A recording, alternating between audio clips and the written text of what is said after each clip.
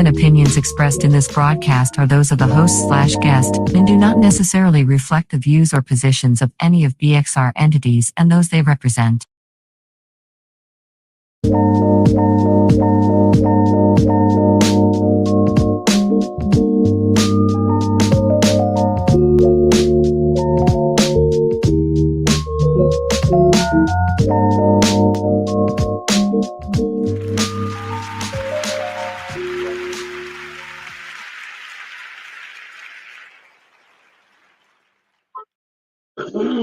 Hey, what's up, people? Welcome back to Don't Eat Before You Start a Show, but you have to speak. Welcome back to the Artist Exchange Radio Show. I'm your host, Nate. And there's a queen somewhere, a couple places. But I am, this is one of the last shows for the year. I'm not excited to do this show because it's on a topic that is a little, still a little tender to my heart. We're going to be talking about a couple, celebrities and their children and the dynamic of some recent posts and comments on social media from both the parents and the children. So we'll be talking about that. We'll be talking about some things, some highlights from the year and, who we all are. So without further ado, we are late.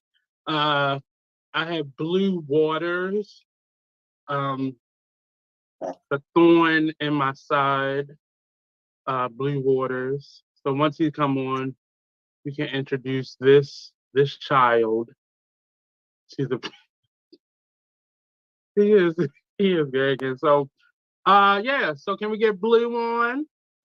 If you don't see, we're here. Oh, you can see me in the back. Y'all can see me in the back right there. That's me. We're in my studio space. Just been open and gearing up for the holidays.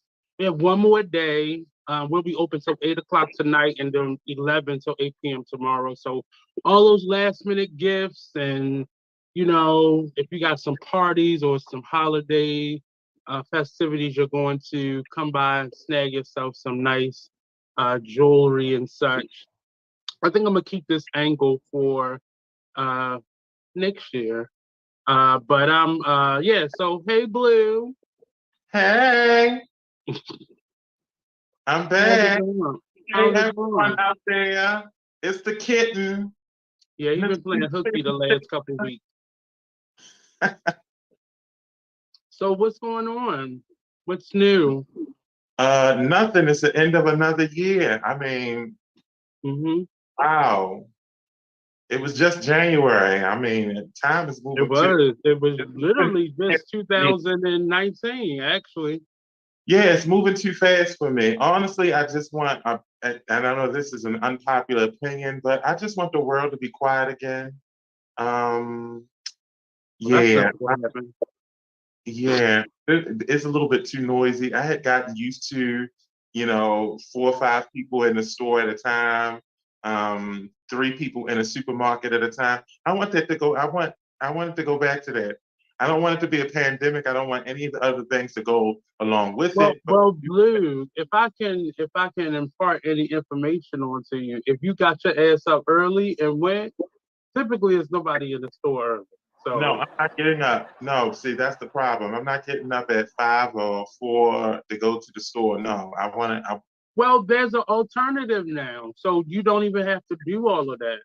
A lot of the markets, please do not say. a lot of the stores are on those apps, so you can either go through Amazon or Instacart or the Grubhubs now have convenience stores and markets and such on them. That is convenient.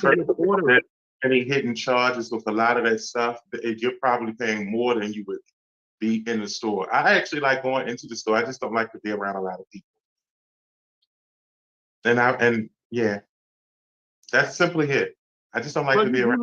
You do live on the earth with other people, so that's going to happen at some point.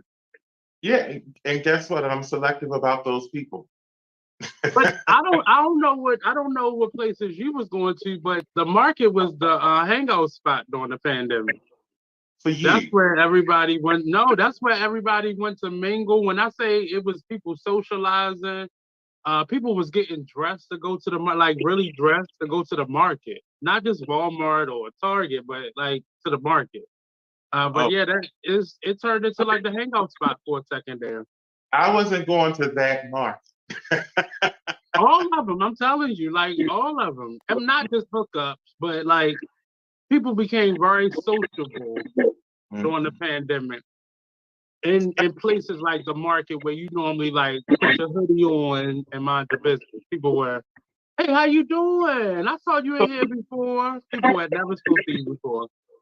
No, I'm not socializing in the market. Now, if I was at the mall, different story, but not at the market. I'm in there. First of all, I'm too busy looking for sale. I don't know, and I have to go up and down every aisle. So I need to focus.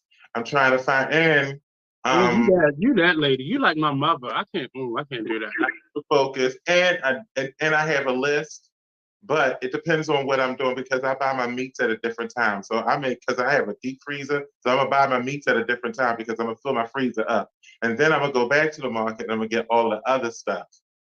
See, so and I go to different markets for different stuff because certain markets they have good produce and other markets not so much. I wouldn't go to Save a Lot for like meat. I'm not Mm-hmm. going. I would go there for like maybe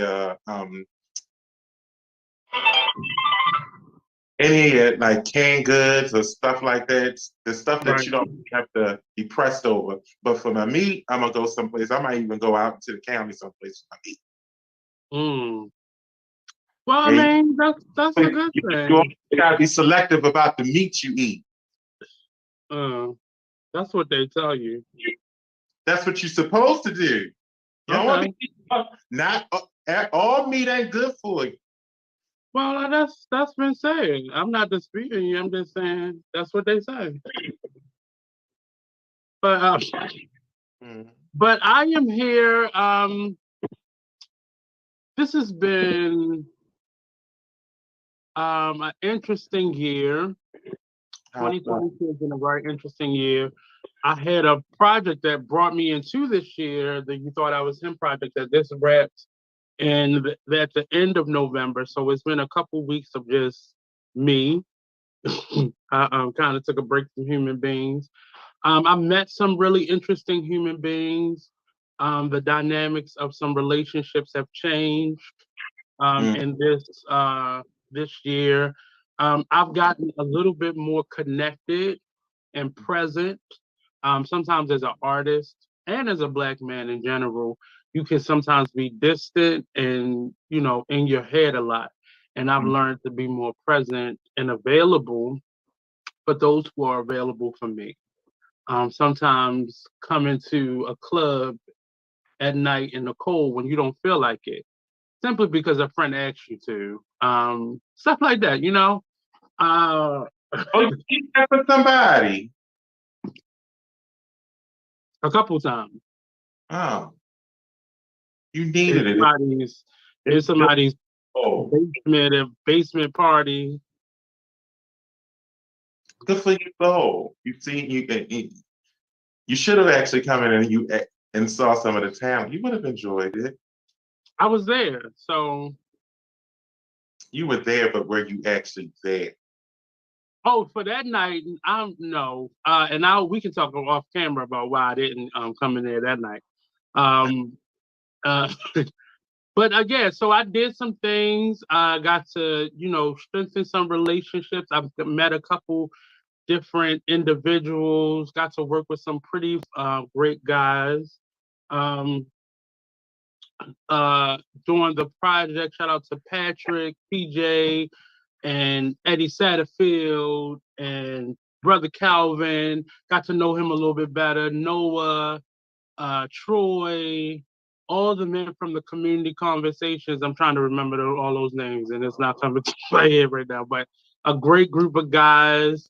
Got to really solidify some deeper bonds with people and initiate conversations. Our accountability circle with Blue and DDM and Troy, which we're working on expanding that in the new year as well, and doing some other great things. The You Thought I Was Him project came out of that accountability circle, and just being more accountable and, like I said, present and available for those who are available for me. And that seems real petty and selfish, but for me, it's a boundary issue. And I can't pour out my cup to the point where I'm empty, because then I'm empty. Then I'm, searching. I got to connect with some great artists this year as well. I've been working with the Black Arts District and meeting quite a few entrepreneurs and artists. I moved my space this year. I got to participate in Baltimore Fashion Week, and I think I did a great job. Um, You did an excellent job. with the help of some really incredible people.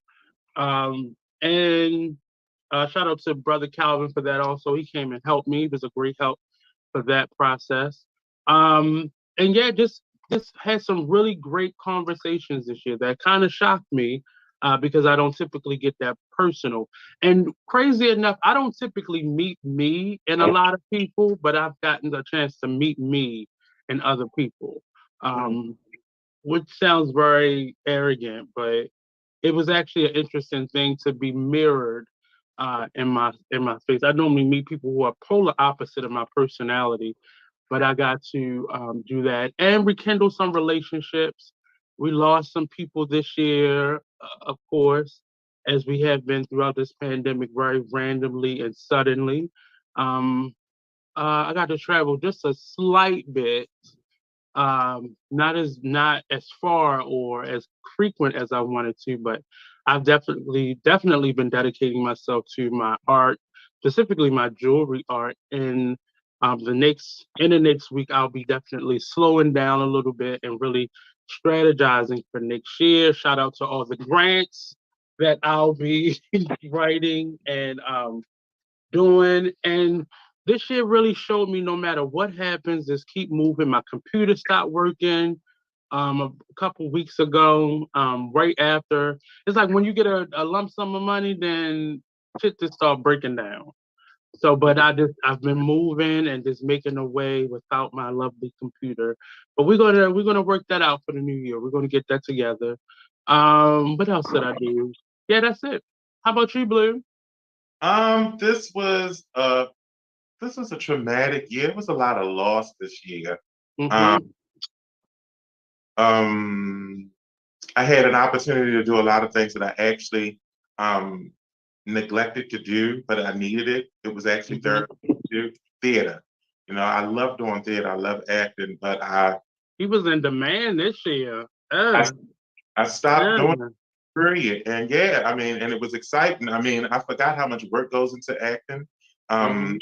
Not something that you can just wake up and just do. No, it's an actual career. You actually have to put hours in, real work in, dedication Right. in, and it was tiresome, but I actually enjoyed it a lot.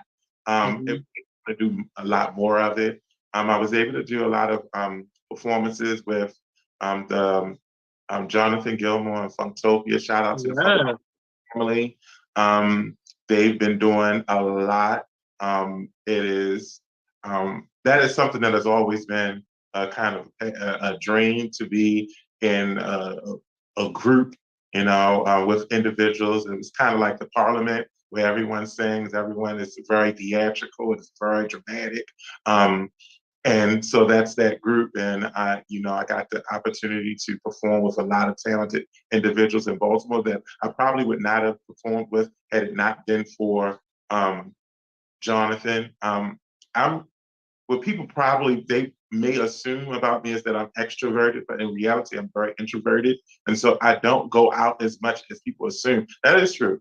Yes, it's true. I'm actually a homebody. I like to be snuggled up at home in front with my hibiscus tea. Um, what is it? Binge watching cartoons or something like that. So I'm a homebody, but this was a year where I was really active, more active than I normally would be. So I'm glad that I'm doing that because I need to do more of it. And it was exciting. Again, like I said, it was a lot of loss, but there were also a lot of blessings. There were a lot of hit blessings. Like you said, you thought I was him, that project. That was an excellent project. That was an extra production. I think everyone that performed did an excellent job. To actually see our Thank you. come to life, that conversation come to life, and the fact that Troy and the writers brought it to life, that was an excellent thing. It was amazing to watch. It wasn't what I expected. I mean, because what I expected was far in left field. And when I saw, I'm like, oh, you know what? He fucking did that thing. So I was like, okay, you know what? You really put your Mhm. damn foot into that, y'all. I mean, it was really good. And I'm looking forward to seeing how it evolves. I'm looking forward to 2023. Of course, you leave some people behind. Some people are leaf people. Some people are branch people, and some people are people. And so I know who my root people are. They've been with me through thick and thin. Um, I see who my branch people are, but I've left the leaves behind. So it's a whole Mm.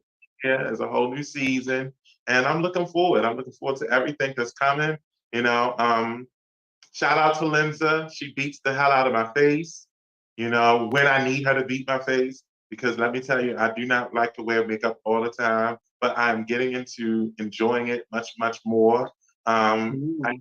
have artistic ideas for the new year that you're going to be helping me on. You Oh already, no. um, so we're not going to have this. We're not going to do this whole, you Let know. me call my manager real quick. Manager, can you get that invoice ready? Thanks. So back to what I was saying about the fact that, We lead with invoices in 2023. and that's nice, and that's fine. I'm going to need you to go ahead on and write yourself into that grant so that you can just go ahead on and pay yourself. There you go. Do that. You do that. But yeah, Mm-hmm. I'm looking forward to performing a lot more. Um, I'm glad that I'm working still. I'm a first time homeowner, so there's been a lot, Ooh, you you've been know, working them beats. working on expanding my family. So I may be with child soon. Um, Mm. Save us, Lord. Save us. Save fertile us, days. Lord. I'm fertile these days. So I may be with child soon. Save them, Lord. Save them. Save me from what? I'm I said save us, Lord. save you. Yeah. Yes, all of us. We need saving from you. What? Little old me? I'm just a baby. I'm a Well, child. and I didn't want to end. First of all, I want to before we get into the topic, and today's topic is do as I say, not as I do. The toxic parent edition. Um, and before we get into the topic today, I wanted to one touch on the loss of a young man. I got to meet him one time. He did a dance workshop in DC, and I got to take that workshop. The young man Twitch. Um, Most people know him from, if you're in the dance world, you know him from being on You So You Think You Can Dance and being a choreographer, but mostly from the Ellen Show. He was the DJ for a number of years on the Ellen Show. And funny enough, he actually wasn't a DJ, but she created that lane for him because she was so impressed with his professionalism and his personality. And we learned recently that he took his own life, and his wife has made a statement in that vein. He left home one day. He didn't take his car. He got to a hotel that was only a few minutes away from his home, and nobody really understands. They allegedly there's a letter that he left behind, but it's only been speculation up until this point. His wife hasn't really made a lot of statements. Just one I think, official one, and then she's been posting on social media. But he was the father of 3 kids. I think him and his wife have been married for about 14 years or so. And they both have 2 children together, and his wife had a child before him, a 14-year-old girl. And so he left that family behind. And I've been watching Ellen's page also after this, and she's been really expressing a lot of grief. But he took his life. And this is the time of the year where people typically um, get those holiday blues. We call them the holiday blues, but it's depression because the holidays, we have this number of holidays that run right congruent with each other. And it forces you to miss family members. And because many of us have lost family members, many of us have been in a financial struggle or, bind these last couple of years because things have been up and down, especially somebody like him in the entertainment world where your next job could mean the difference between getting your next job could mean the difference between surviving and not. And he just the Ellen show just ended last year, so well, not last year, last season. So people don't understand celebrities be just as much strapped for cash as humans. They normally have their personality to get them by, but you never know people's financial statement. But I wanted to put that out there, and they actually have a new hotline for the suicide. The suicide helpline is still the same. You can still use that, Mm-hmm. but they have a new code line, and I'm trying to pull it up. Um, to be able to help people to make it more accessible. And I posted it on my page, my Instagram page, but 988. So like you call 311 or 911, you Mm-hmm. can dial 988 and it takes you right to that suicide crisis hotline. And it's I think they did that to make it more accessible for younger people who may not feel as comfortable, and you can chat or you can text or you can just call. And it gives people options to be able to communicate because sometimes people aren't in a space to be able to talk about it naturally or normally. And this generation is big on this, not just this generation, people, period, today are much better at texting their thoughts and conversations and such as they are picking up a phone. So the hotline number what is and still is 1-800 oh shoot, I know damn well I can't see this. 1-800 273 talk. I Mm-hmm. think that's 273 talk suicide hotline, or you can text 988, the suicide and crisis lifeline. And it is very much so a help and a blessing to people who may be feeling alone, and they can get some really thorough advice if they don't have a therapist on hand, or it may be the holiday season and the therapist may be on break. But it's a great space to be able to go to. I wanted to bring that up, one, because we all have been in a deep depression. I've talked about it this last, throughout the pandemic. Actually, it was I had a platform to be able to get out and vent, but it's been stressful, and even coming back from the pandemic, and still being faced with possibly getting COVID, and I have friends that are still getting COVID for the first time, and being put down for a couple of weeks or a week or so. So it's still very real. People are still suffering and trying to get back from it. And I think we all should be a little bit more sensitive to that because not everybody had a steady income or people around them. Some people were living alone. Some people were struggling. Some people were really just going through in a household full of people, some people. But yes, I wanted to make knowledge of that. Send my condolences to Twitch family and anybody who has lost their life in general, to the families and friends who are left behind when things like that happen. So, yeah, so I definitely wanted to put that out there. And you want to add to that, Blue, you're No, welcome to. I'm glad that you did bring that up. This is, I mean, so this is the time of the year where things become a lot heavier. You know, Mhm. those family-oriented holidays are the ones that really tend to weigh in. And like I said earlier today, you know, this was a year for a year of a lot of loss for myself. So Mhm. I've, you know, for many individuals that I call friends, um, they experience a lot of loss themselves. And you're absolutely right. I don't know his situation. One thing that I'm glad that we're able to see is that you can't tell when a person is depressed, Mhm. can't tell when they're suicidal. So check on your loved ones. You know, a lot of times, you know, what I've been hearing, um, a lot of is, you know, I wish I had more time. And so Mhm. the time that you do have, you know, people are holding grudges. This is not the time to be holding grudges because time, you know, a person is here 1 minute and they're gone the next. You know, I Just had, that fast.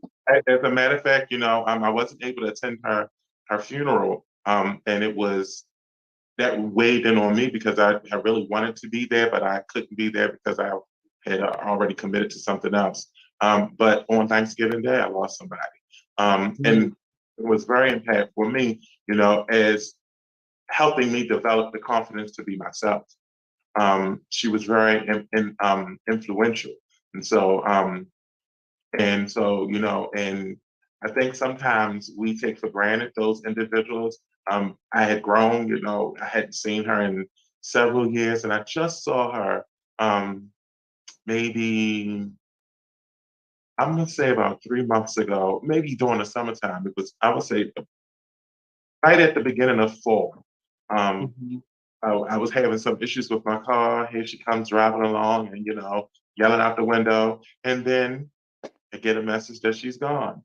And so we need to value the times that we have with those special loved ones in our lives. I don't know what occurred. I don't know what he was dealing with. A lot of times people they have things that they've been dealing with for a long time, and you may never know that because they've been good at masking it. And so, and it's really hard to be vulnerable in a world that's so judgmental. You get what I mean? Mhm. So it's Yep. like you really, it's easy to say go to counseling, go to therapists, but those are individuals too. And so you feel kind of apprehensive about sharing your nakedness with everyone. And that's what therapy does. You have to be okay with getting naked. And that is not something that you do readily. I mean, we have problems with getting naked with people that we're intimate with. So Yeah. imagine you have to do that with someone, you know, and it's about something that you may not be even comfortable sharing it with yourself.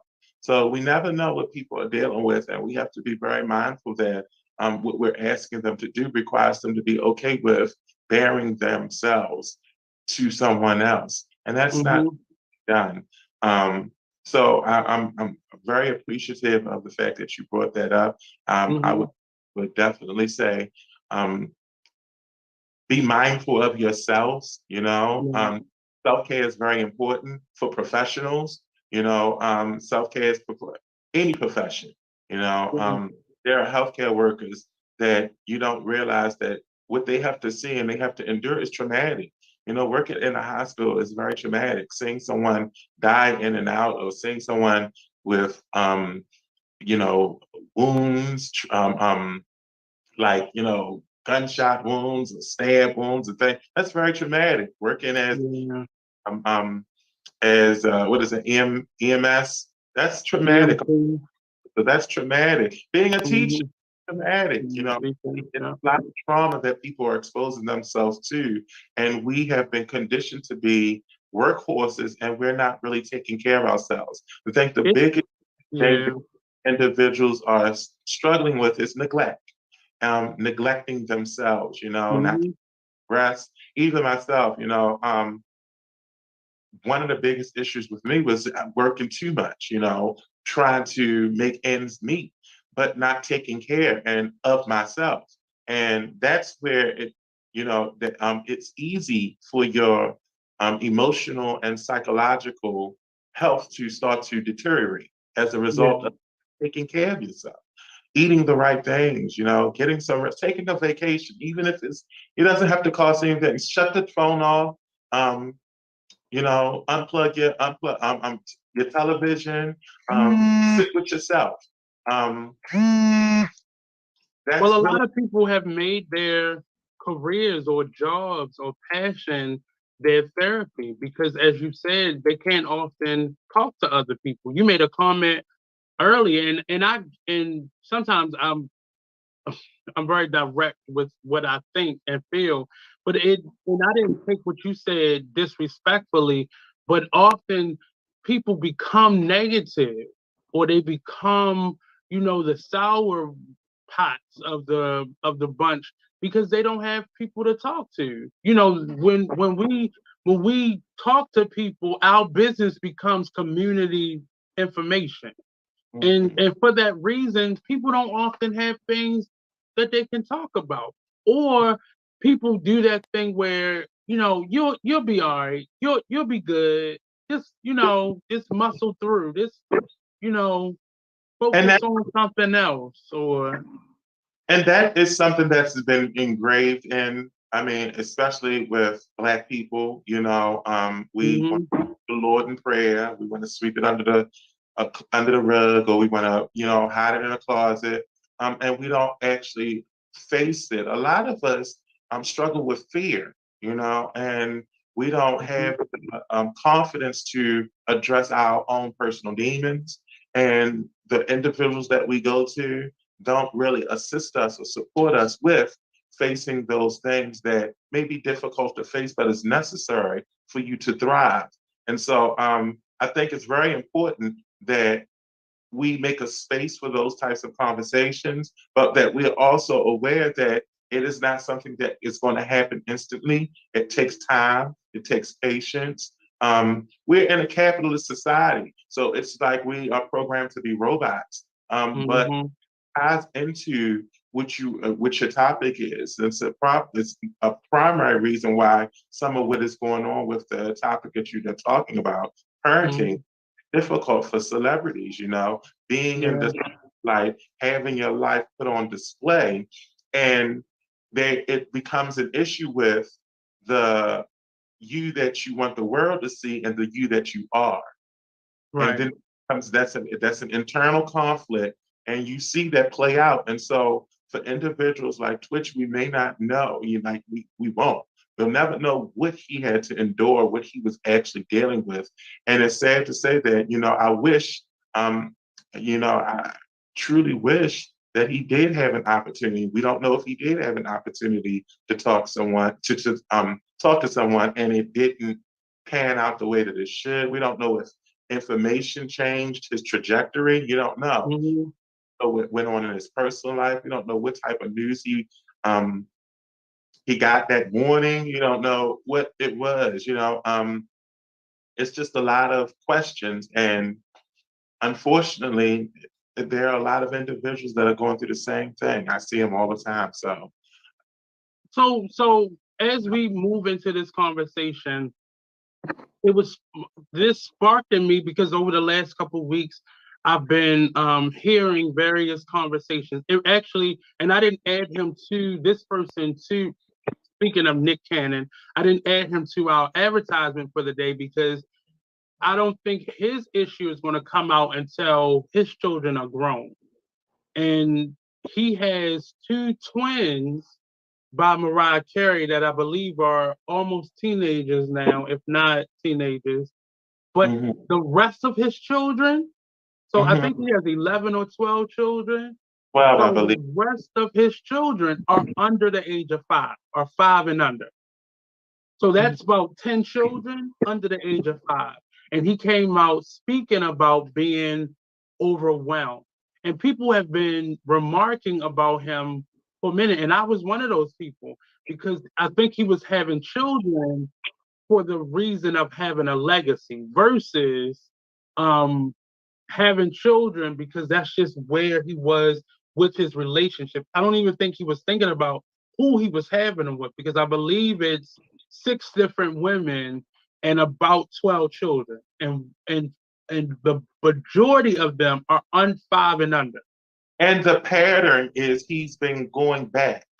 So it's like he's like, if he say for instance he's with A, then he goes to Yeah, B, then he yeah. goes Some to of them have multiple children. at different times. So it's Yeah, like so 2 of them has 3 children with them at different ages. Mariah has 2. I think it's 2 of them that have 1. Go ahead.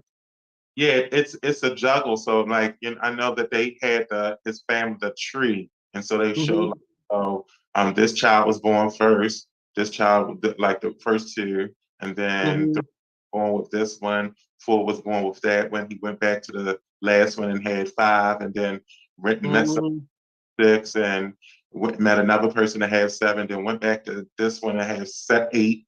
So it's been a lot of back and forth, and I don't know. So I can only give my opinion, and Yeah. I don't really have an opinion about it. I mean, Well, I many people were speculating because he was having a lot of people didn't realize it, but he had his not sickle cell. What is it that Tony Braxton has? Lupus. And because he was having some health challenges with lupus, people have been speculating that's kind of probably why he saw his mortality go flash before his face, and that prompted him to start having, because they were really out of the blue. Once he had the 2 with Mariah and they separated, it just became, a spiraling effect.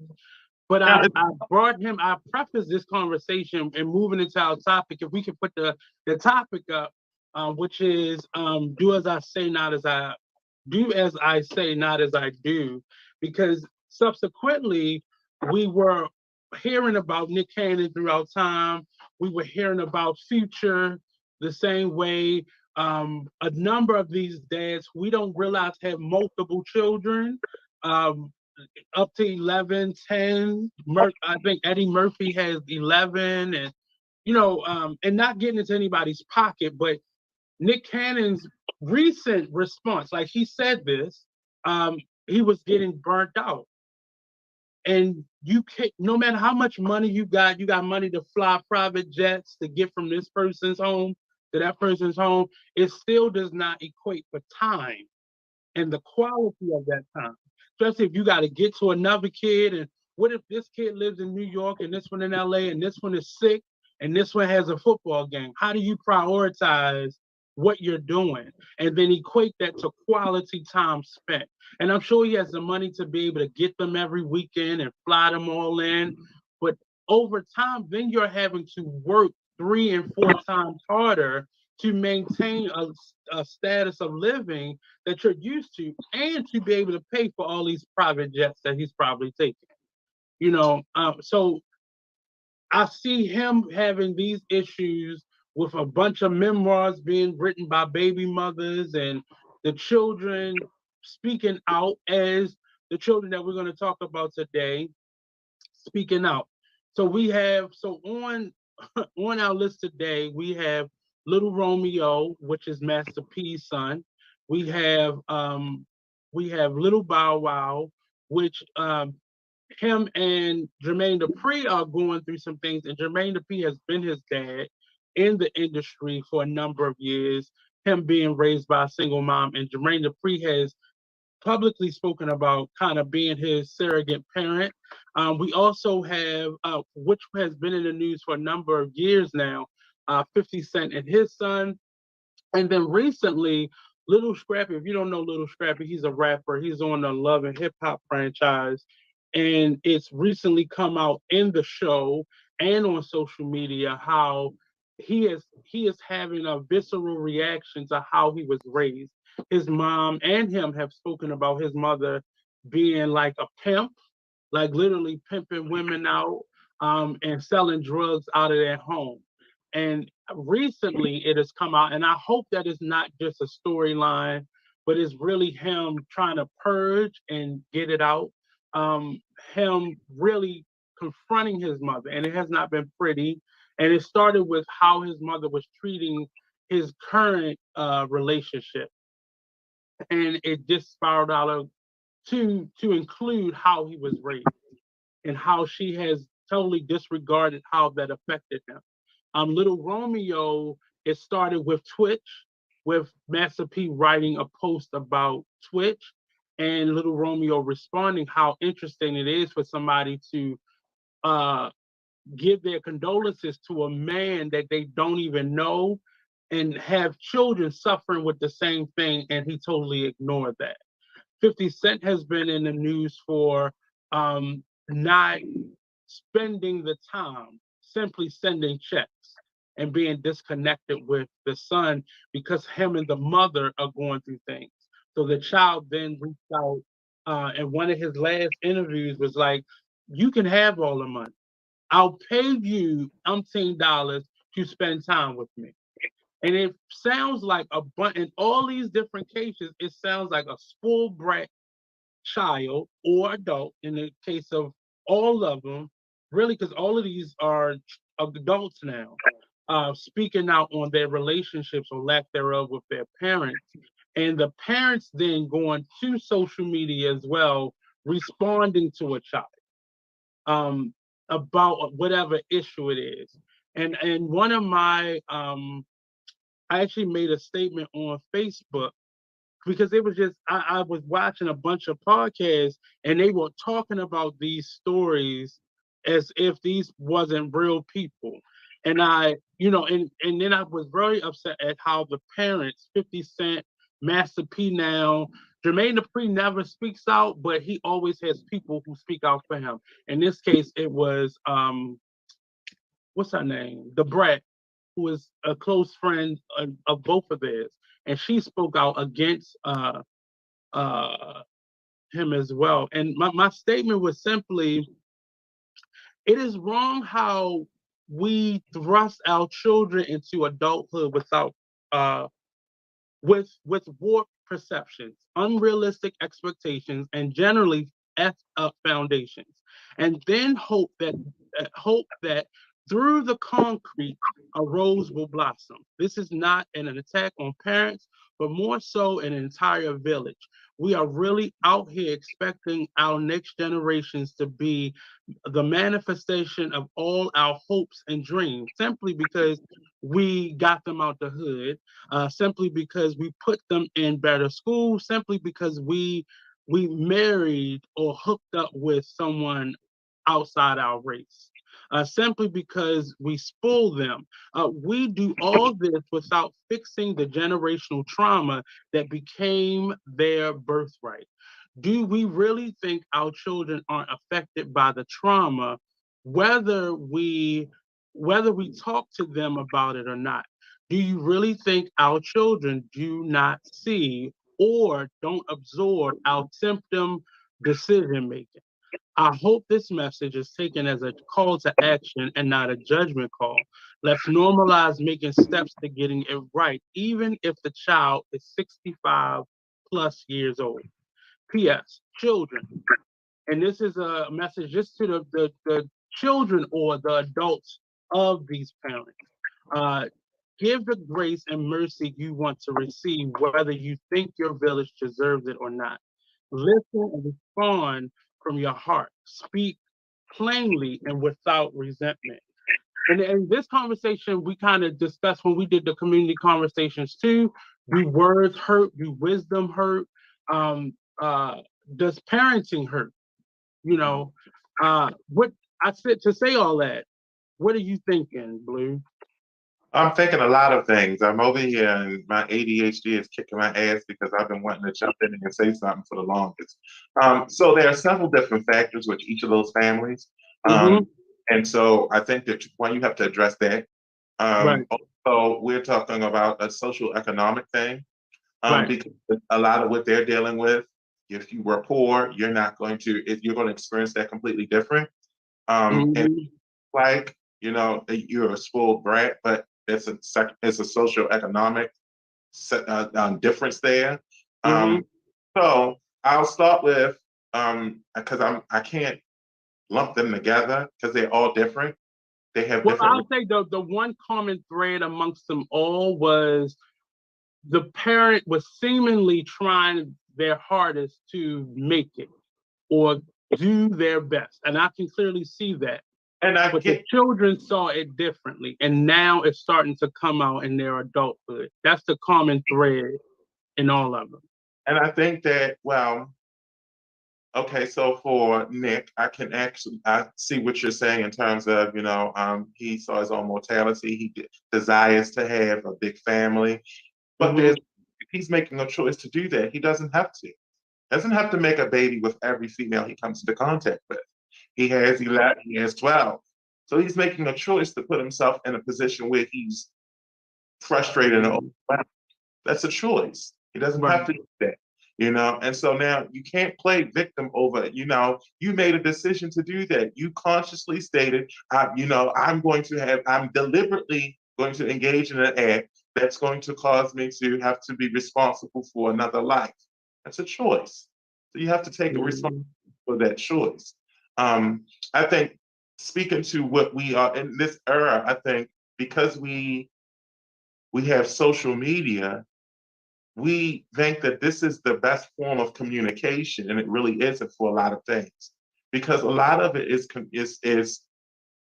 construed, and it's a lot of missing information. And so you're getting one side, you're getting this side, you're getting that side, but you don't get the backstory. You don't get the other details that is necessary for you to really understand why things are the way that they are. You get what I'm saying? So you only get a little bit of the information. We assume that, there's an assumption that Nick Cannon may be, this gigolo that's jumping around bed to bed, bed to bed, but we don't know if that's the case. We don't know if it's a polygamous relationship where he's spoken to these women and they're okay with having these multiple babies with him because of who he is. We don't know that. You get what I'm saying? So it's information that we don't know. And for me, I have a problem with, I'm old school. Why do I need to know your business? Why do I need to know what's going on in your family? Because I got shit going on in my family. I don't need to know about your family. And I think to me, I think when I think it's because they're entertainers that everything is attention seeking. And if you were really trying to get some help, you would need to air it out online. That's my biggest issue. And that was one. So now I'm speaking about the Little Romeo. Is it Little Romeo and Master P? Master P. So, I think that there was a recent death. I think he lost his sister. There's a tragedy there. So there's a that was one of the ones that was suffering from some mental right struggles, mental health struggles. So I don't know. I believe that she was dealing with some mental health issues. I don't know if it was something to that nature, but I do know that he lost his sister. They may have been close. And I believe that Master P handled it in his own way. I feel like Little Romeo may have felt neglected.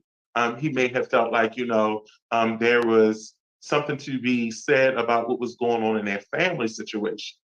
And it felt like, my father is not giving me the attention that I need. And that's what I got from that is like, I really need some attention. I really need you to be here. And a lot of times parents don't know how to be there. They don't know how to be there. There's not a manual about parenting. And so it's a struggle for them, even with all that he has, the billions of dollars that he has at his disposal. He still he himself does not have all of the answers, and he needs some support. Even with all of that, he may need some assistance with how do you handle grief? How do you handle because he may not know how to deal with him himself, because whereas Little Romeo lost a sister, he lost a child. Right. So it impacts them differently, but it's impacting him. It may be the fate. And a lot of times what happens is that if you're not grieving the way that I'm grieving, that something is wrong. But we handle things differently, and that's where communication is necessary. And a lot of times when we're communicating, we're not communicating with the intent of understanding. We're trying to persuade. Will respond. And that is where it is, that's where the breakdown happens. We're trying to convince the other person that our way of thinking is the only way that you should be seeing it. And that's not fair. So that's Mhm. Romeo situation, because I just believe when I saw it, I'm like, oh, okay, he said something, he sent a sympathy, this, that, and the other. If you had something to say, you have your his phone number, you have his address. The last place you need to air it out is on social media. Now it looks like, oh, so why are you saying it here? Why do everybody, what was the purpose? What's the intention? Because now it looks like now you're just trying to be messy. And what do you want to do with that? What is your intention? Are you trying to hurt this individual because you yourself feel hurt? And if that's the case, then are you intending on resolving this at any point, or are you trying to dissolve this bridge? So that's where I was thinking, like, are you deliberately trying to mess up your relationship? Are you trying to say, look, I'm going to have a conversation? Because there's so many ways in which you can do that in a more mature manner. That's what I saw, that there was a lack of maturity. And I get that, and I get that, because it's the reason why I give thanks for the backspace button every time. And there were plenty of moments where I felt pressure to post what I was feeling, because this is my space on the internet and I can post what I want to post. Mm-hmm. We also have to put into consideration, especially with some of these ones that may be under 30 or under 35, they grown up with this as an outlet. And we push them to not talk about stuff, but then I give you this space where you can write whatever.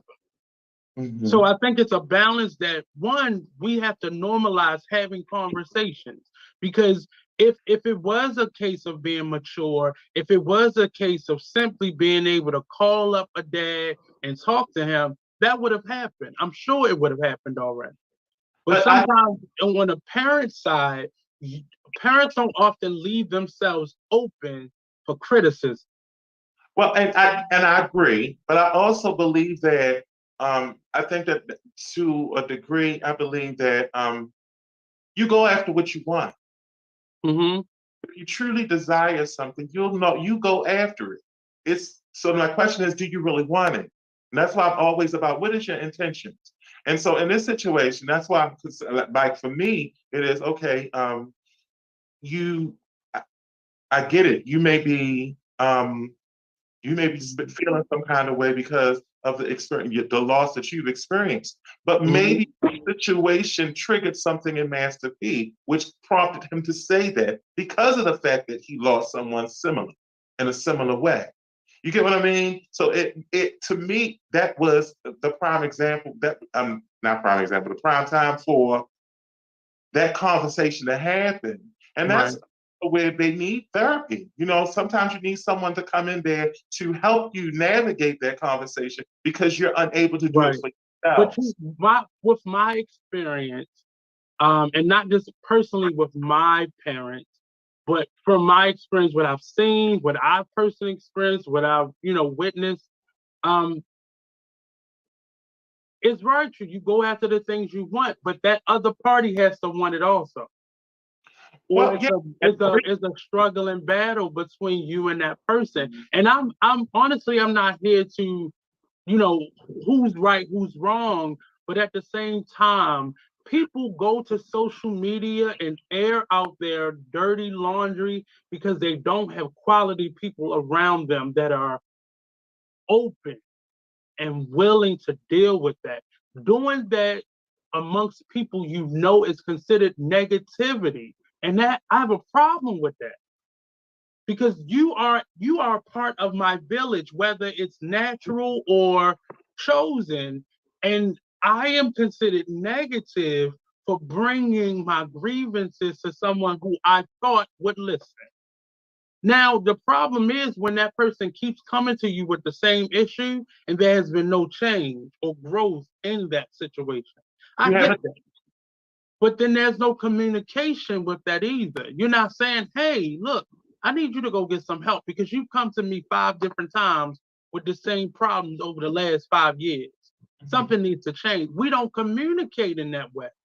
We say it's no negative vibes, no low vibrations around me. 2023, stay the fuck away from me if you got all that. And that then is, why do we think somebody like a Twitch would go to a hotel and shoot himself, opposed to talking to a wife that he has at home? Not to say that it is at anybody's fault, because you don't know that people would do that. Because what people don't realize is that dealing with people emotionally is taxing. Communicate that then. Communicate it. Yeah, but the fact is that a lot of times what happens is that there is vicarious trauma.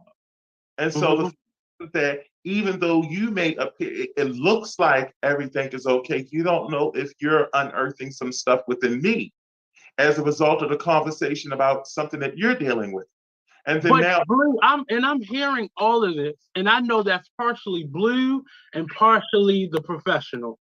But we have to start communicating. If me coming to you about my issue is a trigger for you, it's a trigger for you because you have not communicated that to your friends. You're keeping it inside the same way I have been trying to keep it inside. But that's a problem. But that's always been an issue. Communication has been a big issue. Again, it goes back to what I was saying. What is your intention? A lot of people they communicate to be heard, but they're not communicate to understand. Yeah. And communicate empathically to hear what the person is really saying. Because just because I'm cussing and fussing, I'm loud, you're seeing my reaction, you're hearing in the moment. You're not interpreting it. You're not really understanding that what I'm really saying is I'm hurt, I'm frustrated, I'm overwhelmed.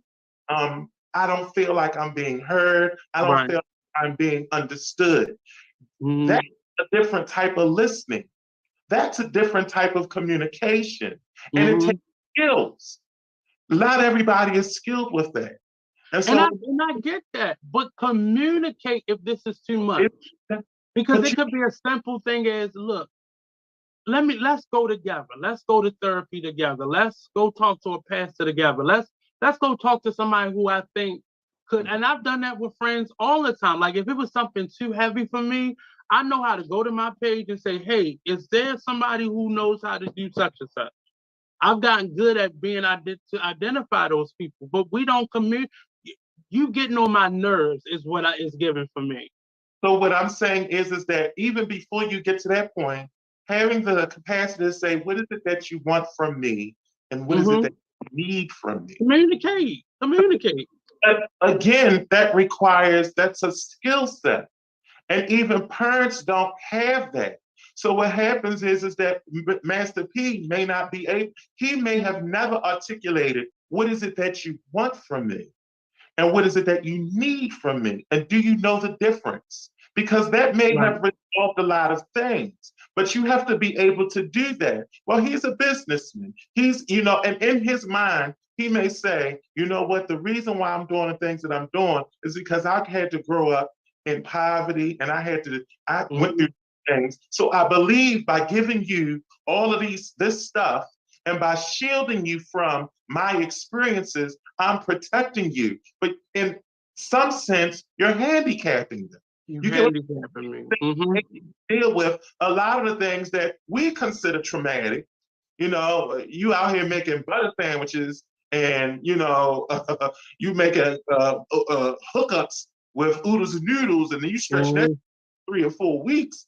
You had to deal with that. They never had to go to a fucking thrift store and wear hand-me-downs. You get what I'm saying? So it's a different way. I think we had this conversation when we were in the actual studio as well, because that's one of the things that my mother shares with me about my grandmother, her mother. She felt as though my mother gave me too much, and my mother did not show me. She wanted my mother to physically let me feel what it felt to be without. And my Right. mother's like, I can't do that to my child. That shit traumatized me. Why would I do that to my child? But my mother didn't communicate that with me until I was grown. And Mm-hmm. had she taken that opportunity to say that to me, even discussing with me the fact that my grandmother said it, it would have set me up in a different way. Because I didn't grow up, you know, feeling privileged or feeling better than anybody else or being spoiled, but it would have changed the dynamic of how my mother was doing for me. Like the fact that we had a pristine living room, but we could never sit in it. Or there were certain uh, dishes or things that we could never touch because she Right. wanted the appearance of just having a nice, clean home all the time. Right. It would have put things into perspective for me. It wouldn't have been, I wouldn't have felt so disgruntled. But when I'm listening to these stories, I get both sides. I understand it because as an adult now, I am older than what my parents were when they had me. I'm older than what my aunts and uncles were when I first came into the world. So I get it in a different way now. However, what I don't the reason I connected Nick Cannon to this is because we just keep having children not knowing this shit.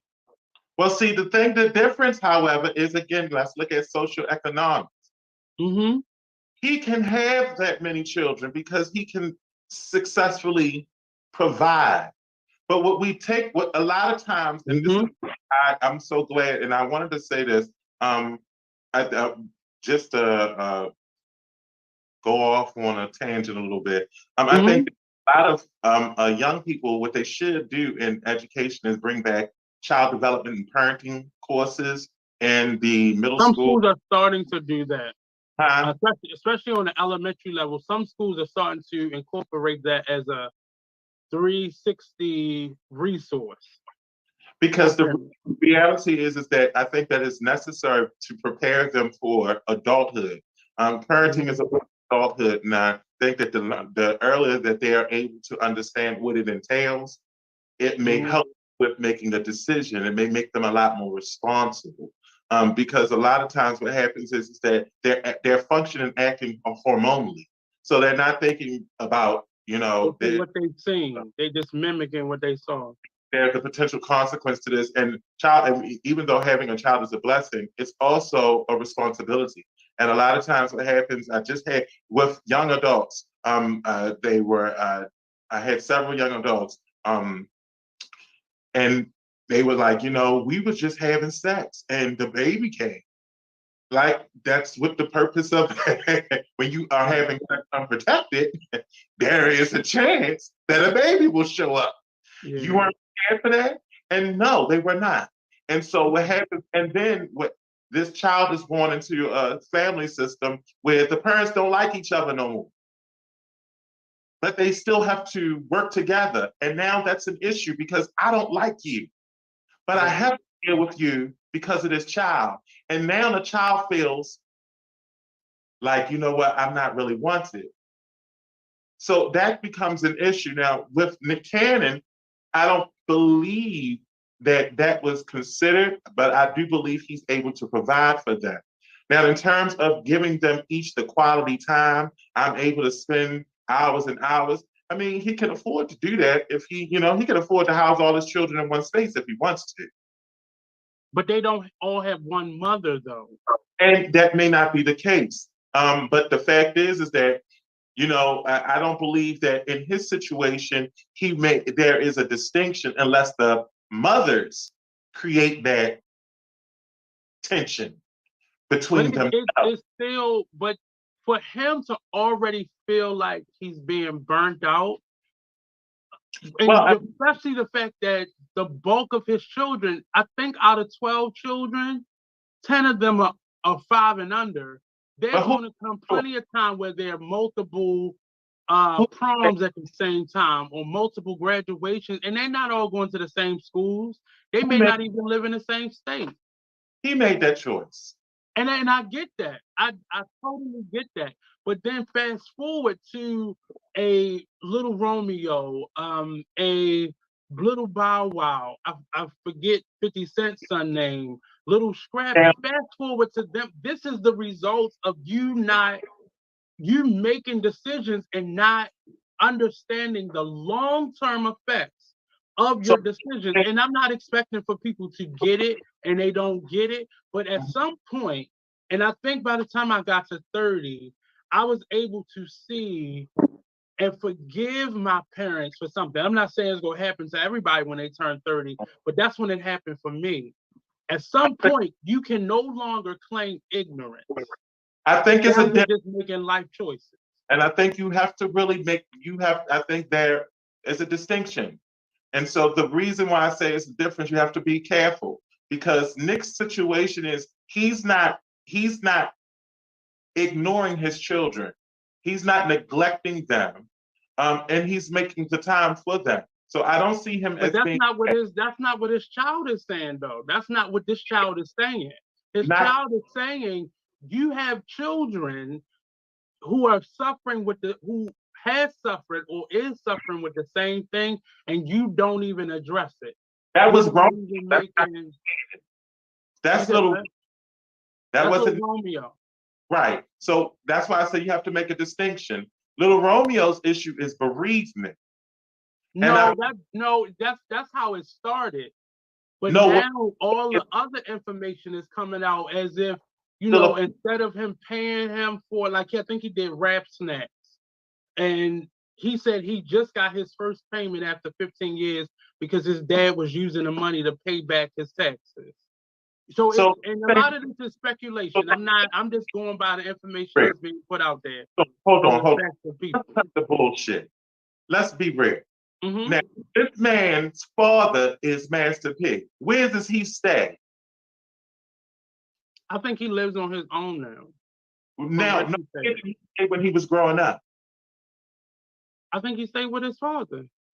What type of hot lifestyle was he living with his father? And that's again, the perception is, but I'm listening to you. But I've experienced this through certain family members. The perception is I was taking care of you.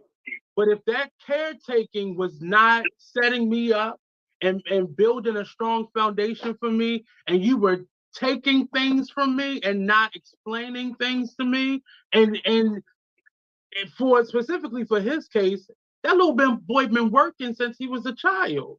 Now, if he's broke now or something's happened, it's really his problem as an adult.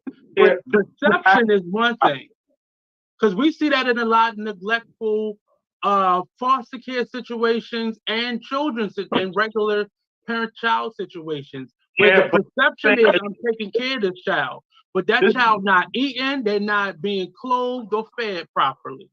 So first of all, this is the thing. Mm-hmm. How old is Romeo?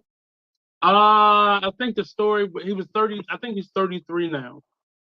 He is now at 33 having a problem with the fact that he didn't get a check from Little Snacks or Rat Snacks.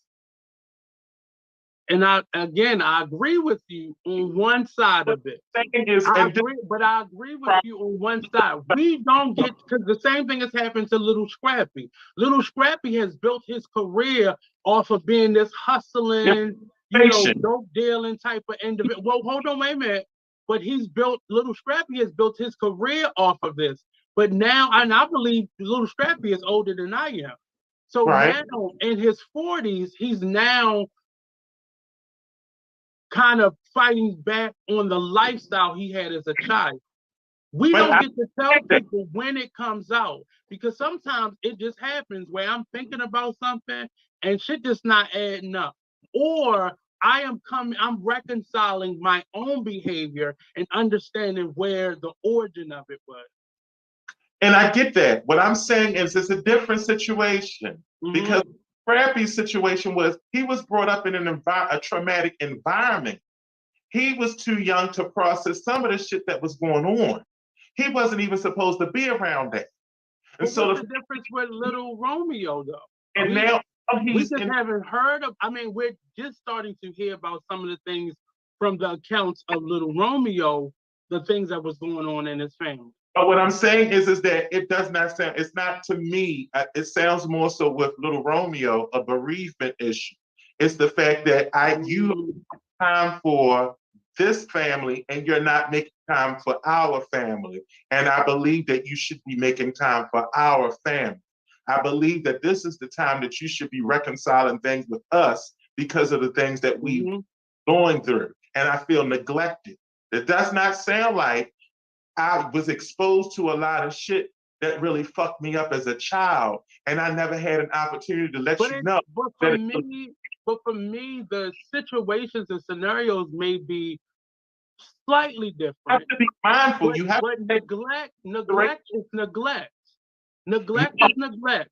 Neglect is neglect. No matter what the neglect was, it's still neglect. Now, Little Romeo is saying that in his dad's come up, he was everything for everybody else. But so what wasn't any of those things that I needed him to be. Neglect is what is being neglected. It's a difference. So what I'm saying to you is, in Romeo's situation, what is being neglected is the attention that is needed for the bereavement because of the grief. There may be some. I think the death of his sibling was the open door for this, but that's not where it started at. Speculate. I believe that's a symptom of what the bigger issue is. But that's the same thing. And the reason I picked those 4 stories was because we're seeing the symptoms or the end result, or not. I don't want to say the end result. We're seeing the right now of where the problem is.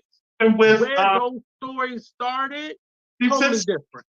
No, but even with 50 Cent's story, there's a lot of backstory to that.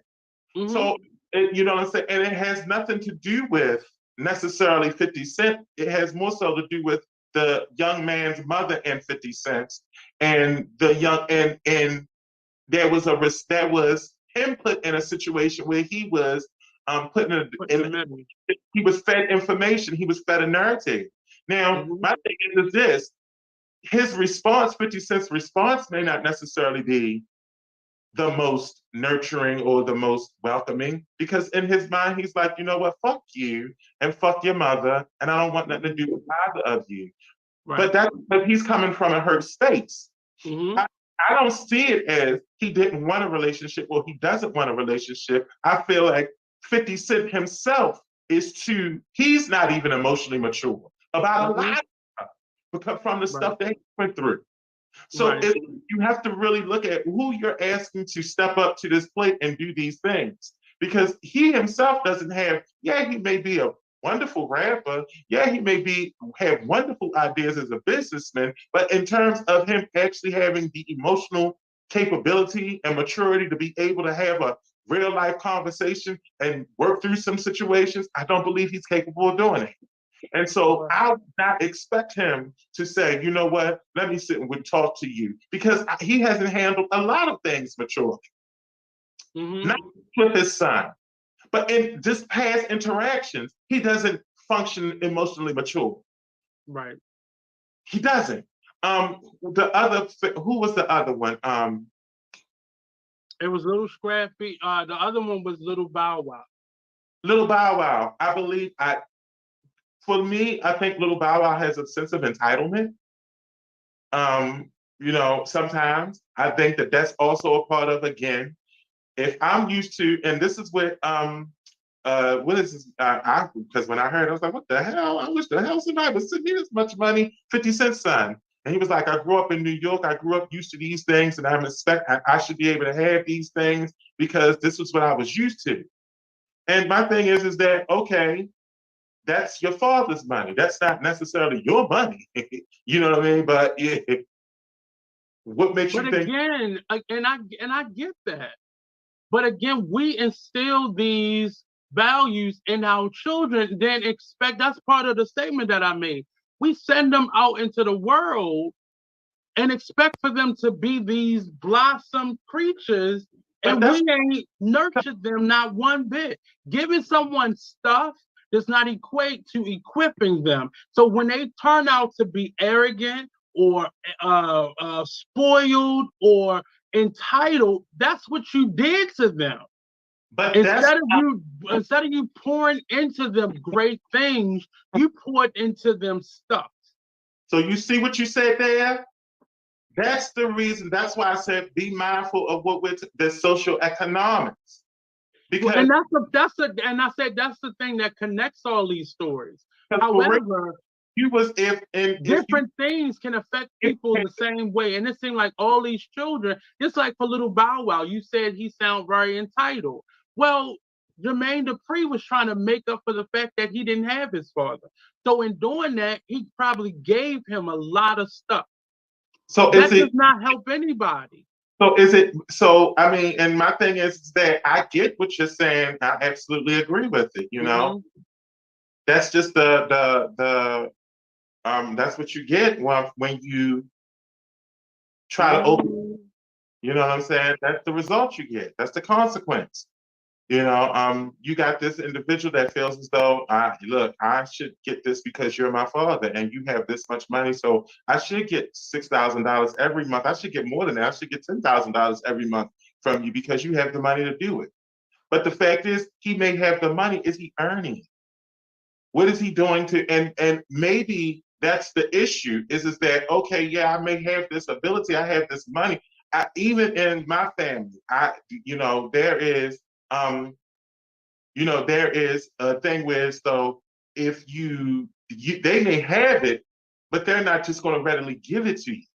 You have to like, are you really actively trying to get it yourself? What are you doing for yourself to get to this stage, this level? And I don't believe they have that. I don't believe that they have the same upbringing. And I mean, and it's not like, I think each one of them have had a different perspective. Like Little Scrappy is much older than all of them, and I think his life has transitioned into something where he has more.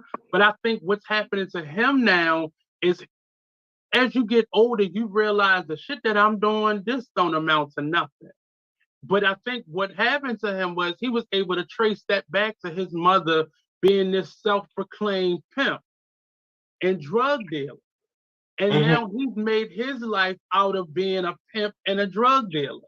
And that don't work out too well when you're trying to grow and you're trying to move outside of a different framework, because that's how I met Little Scrappy. He was rapping at Coppin, and that's what his lyrics were about. Chasing the bag and getting the money and what he did to get the money. And I think for him, it just was a realization that his mother wasn't willing to admit that this was damaging. Even though that to her point, he's made his career, he's made his money out of that situation. But also, in her mind, she thinks that helped him. Well, I think it strengthened him in a sense, but at the same token, it also damaged him. Really though? Yeah. I think that it did. I think that because of his storyline, it projected and propelled him forward. Did it damage him yes, it did. I think that a lot of times what happens is that because parents don't have actual conversations with their children about some of the stuff that they had to go through.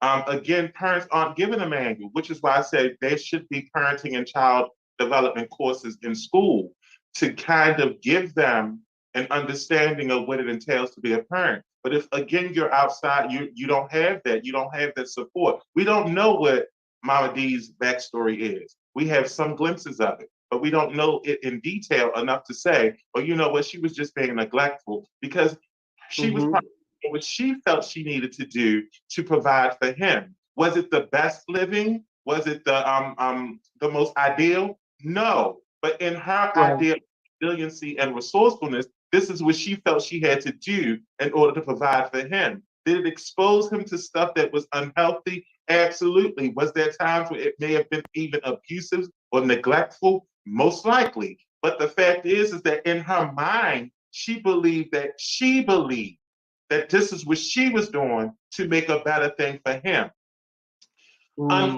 unfortunately, it did not, there was some damage as a result of it. That's where the conversation is necessary. And for me, my perspective isn't on judging the actions of a parent, because what has happened has happened.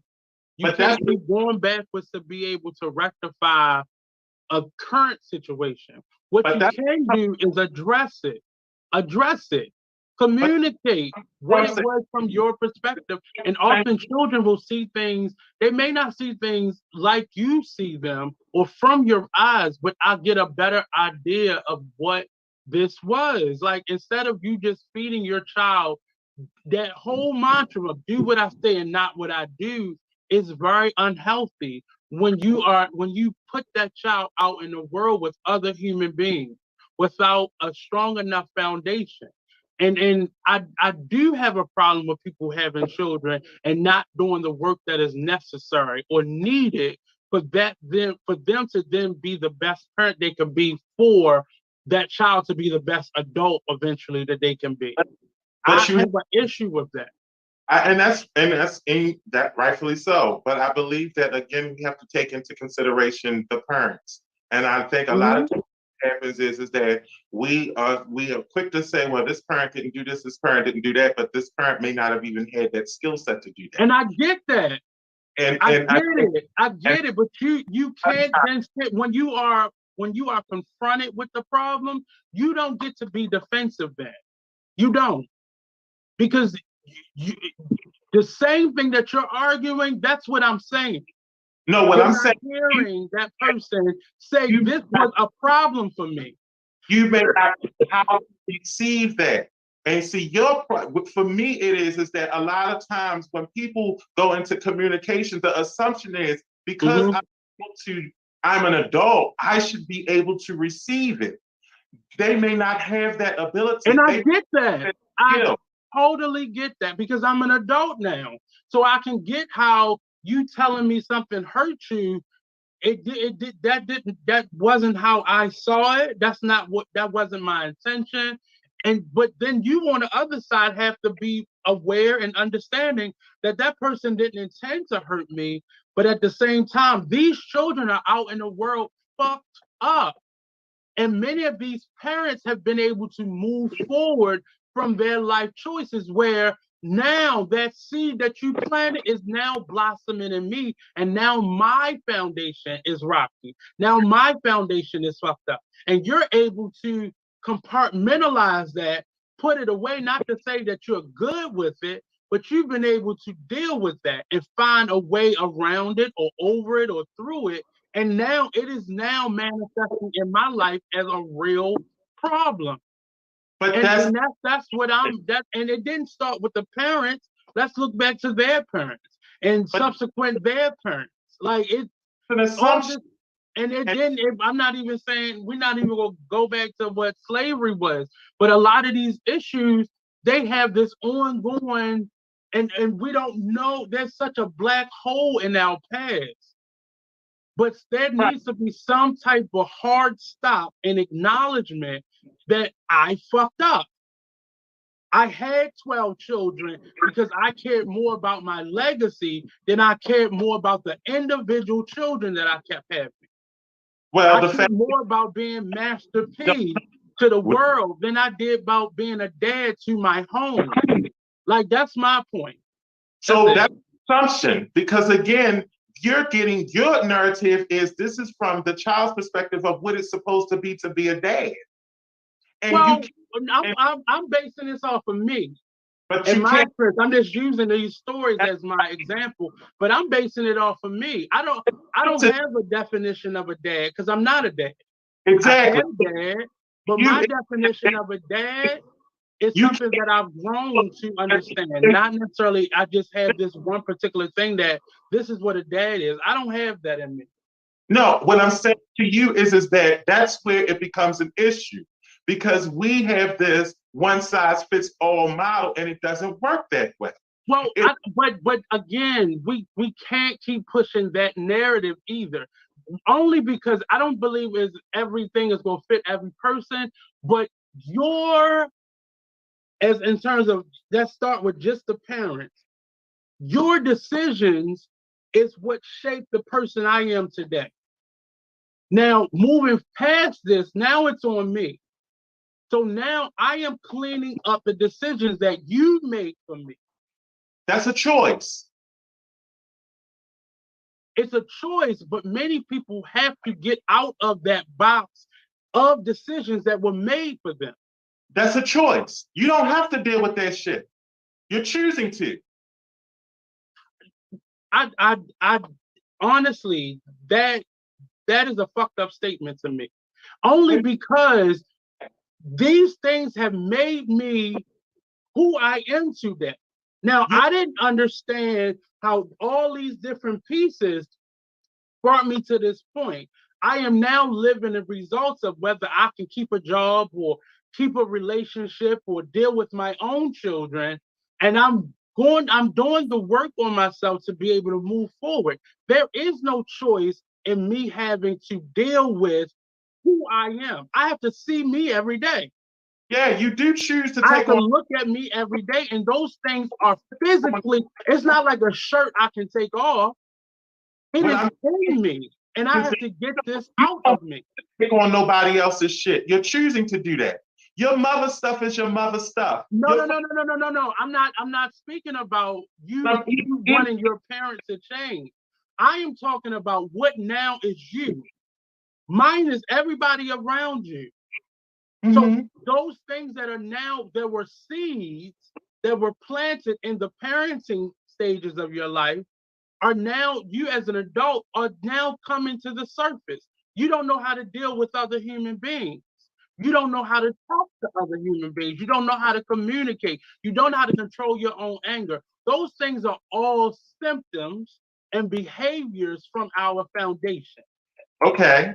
And I'm not blaming anybody. What I am saying is, and it seems to me, what I'm starting to see now, I see a lot of 50-something, 60-something year old parents of adults who have figured out a way to get through it.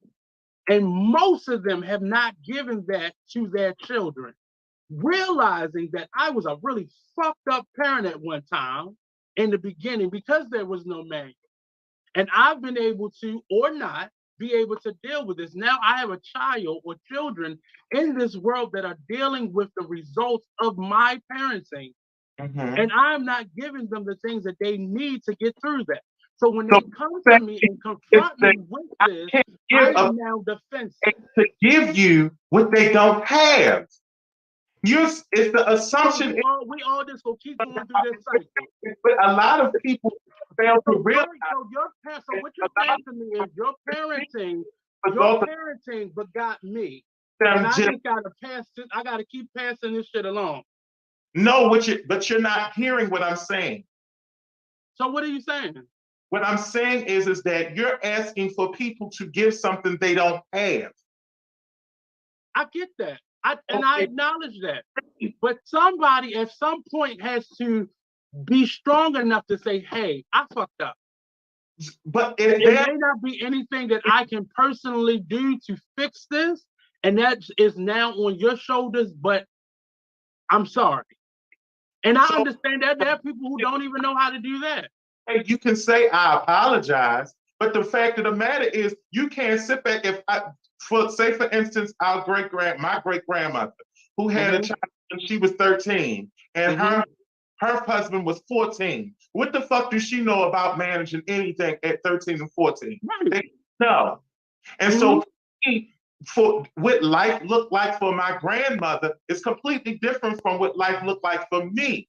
But what is happening, I think it looks like blaming, but it's just really somebody saying, I need help fixing this. Well, what happened? Communicate, because often what I see happening, these children don't even know how they got to this place. The parent has had all these years to realize who they were. And this is where I fault us.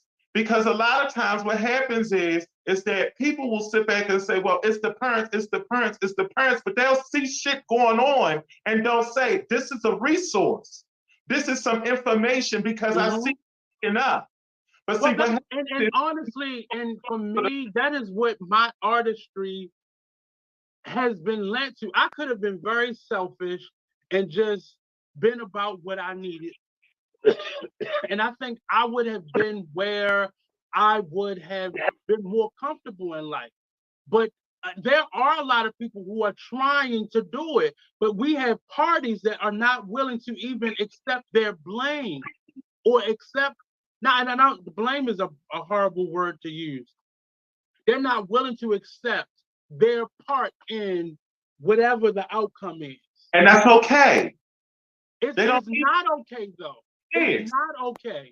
That's Because not you may not be equipped to handle it or deal with it, but you have to at least be at a space where you could say not this is until what it is. And I don't buy, I don't buy, because we can understand that in parents, but the children who are the reaction to that piss poorness, they don't get a pass.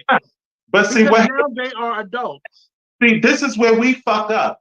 Because we're too busy trying to convince the other person to accept the issues that they done did instead of actually focusing on what is that we need to do. And that is, but see, I keep saying this That's isn't about blaming anybody.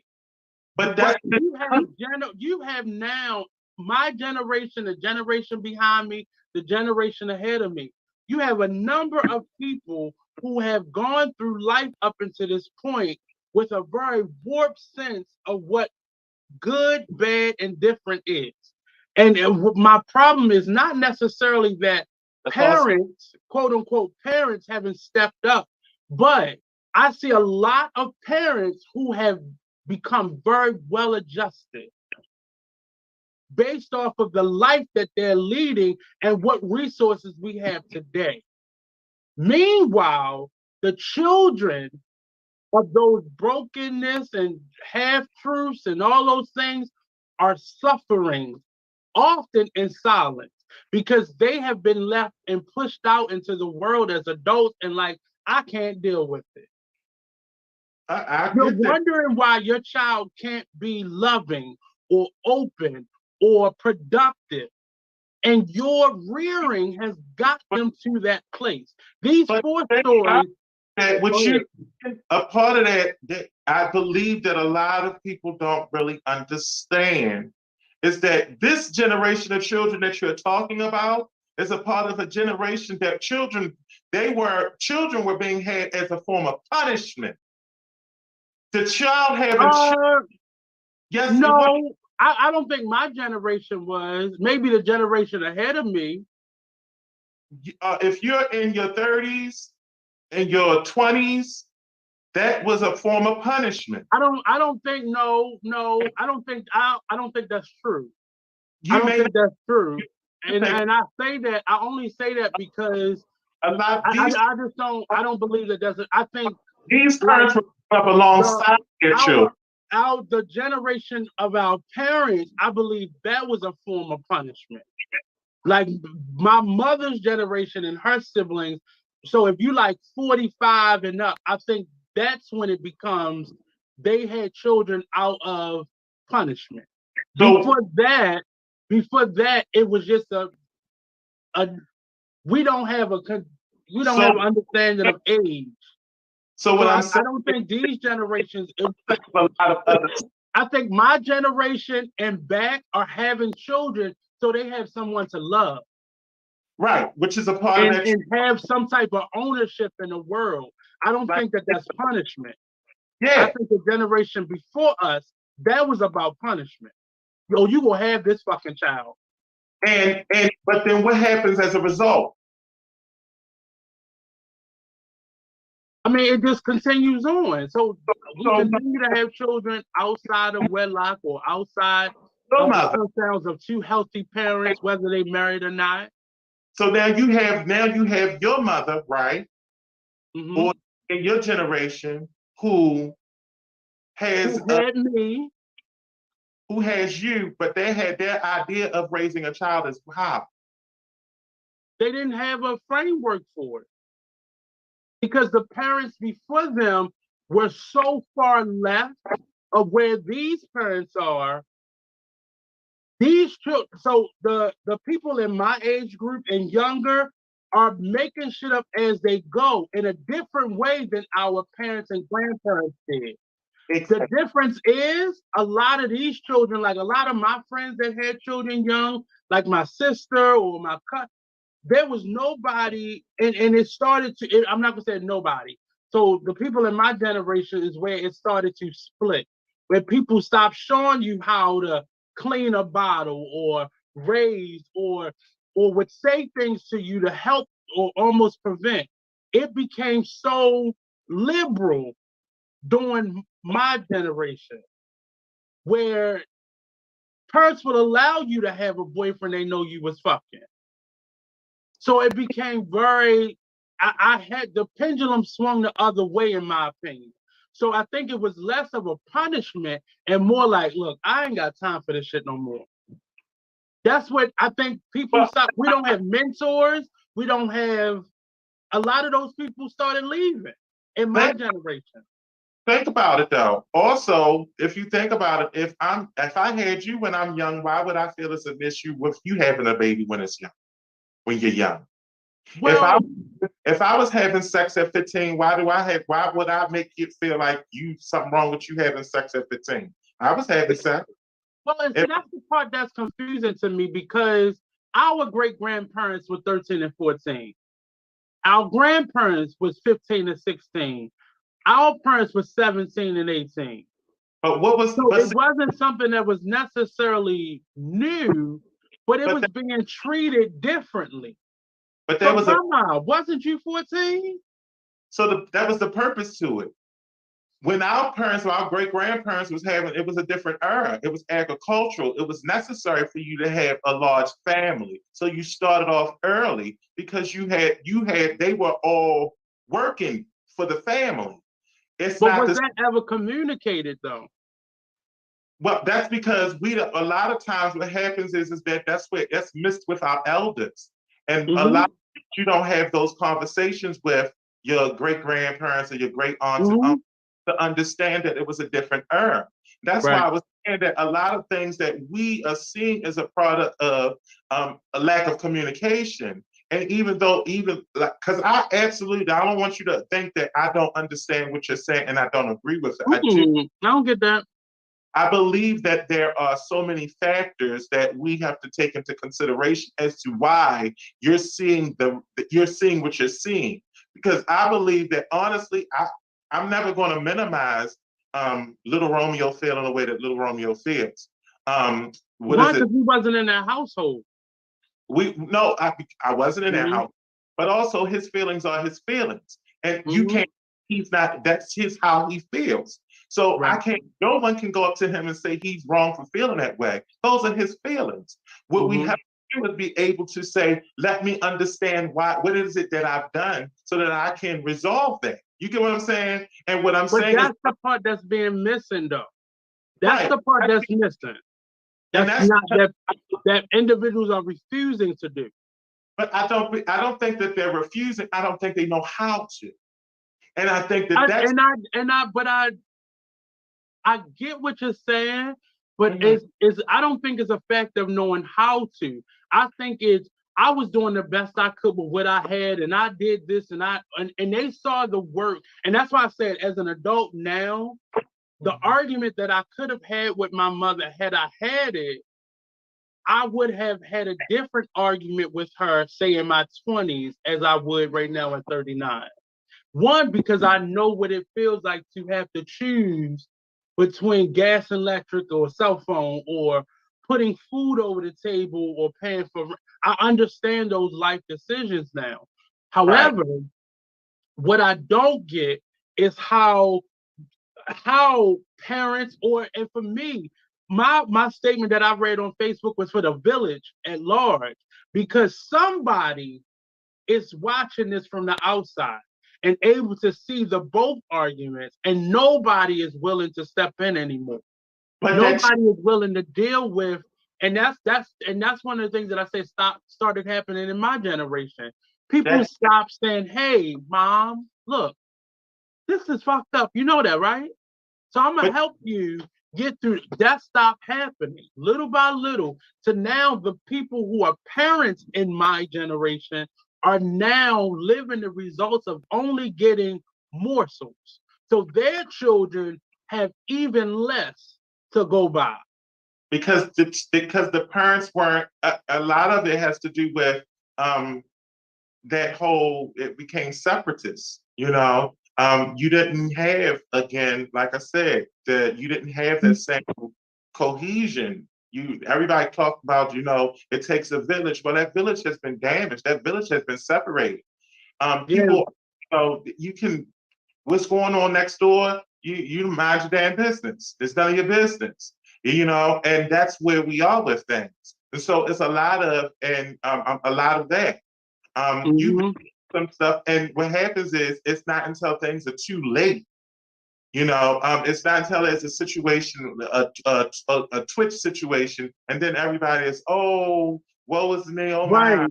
you know what I mean? Right. But the reality is that we've gotten into this, even to the point where you can see someone get shot and you're putting it on social media instead of you actually taking your phone and saying, let me call 911, or let me get in there and stop and break this up. You will record. And what you just said is my whole point behind this. Hindsight always becomes 2020. But the fact of is, I think our generation caught on to it, but it's been given to the generations behind me as a means to communicate. And it turned into a space of, this is my platform. And that's how it was even marketed, social media. It was marketed that way, to be able to express yourself and have a voice. What has happened is our voices has been tunneled through social media only. And to be able to voice my opinion, to be able to speak what's on my heart, is now considered negative. Keep that shit to yourself. But That's what it's become. I think also, I also believe, and my attention is a drug, and I think I think that social media has, so people will do anything to get their fix, and social media is the drug, to the point where they're willing to do anything to get that like, to get that heart, to get that, you know, to get that spot in the limelight. You know what I mean? And so I just believe that and you see it a lot more with the unfortunate, you know, with entertainers, you know, and their children, because it feels more extreme. Even when they have a problem, look at it. Look at Facebook. Look at Instagram. As soon as you go through some shit, you put it on Facebook. You know, life is fucked up. Was me kind of kill myself. You know, and instead of actually saying, no, that's not the place to get the help. What you need to do in this moment is you need to go and you need to speak to this individual or that individual. But that's not happening though, Blue. That's not happening. That's nobody is reaching out. I mean, every now and again you'll inbox the person like, you good? But how many people can honestly say they do that? Because how many people who watch don't comment, but just watch? But that's because people are now what? They're desensitized. That's like if you're looking at, remember we had that video, it was on VHS, Faces of Death. And it was like fucking 6 tapes and stuff, and all they showed you was different ways people died. They was, you know, stoning them and stuff like that, to the point where you could see the shit and it was now entertaining. And that is, to me, an issue. Now, when I couldn't see Freddy Krueger and all that stuff like that, because that messed up my head. I couldn't see somebody get decapitated and I just not have a nightmare, because it fucked me up. But we are living in a generation with individuals that aren't as sensitive to a lot of the things that they should be sensitive to. Well, or they're overly sensitive to it, or they're very much so just don't have the capacity to be able to even deal with it. absolutely right. what I'm starting to see in my circles of people, I'm starting to see people who don't communicate their feelings or when something's wrong. And that's for fear that people go simply talk about them or spread their information throughout the community. And that becomes a problem because my information isn't even safe with the people it should be. I should be able to, you got, it just takes me back to a friend. Mm-hmm. Her dad died. He had stage 4 cancer. Right. Come to find out, he had known for months, didn't Mm-hmm. say anything. And when she was trying to reconcile, the only thing that I could do to comfort her, I was like, he wanted to feel normal. He wanted to feel normal. He did not want to feel like people were picking and prodding at him or, going around telling the rest of he wanted to feel normal. And that was his way of leaving the way he wanted to leave. And even with that small example, which isn't necessarily typical in today's world because everybody knows something because somebody feels a need to tell something that you've told them in confidence. That's not even in confidence isn't even a thing no more. Every conversation is being prefaced with "Don't tell nobody what I'm about to tell you," because we just know that people can't hold water anymore. And the idea of now translating that to a parent-child relationship, I Mm-hmm. can't even come to you with my hurt because you go personalize it and make it about you. Like in most cases, I don't even think children are saying, "I blame you, parent," but this is affecting me. Right.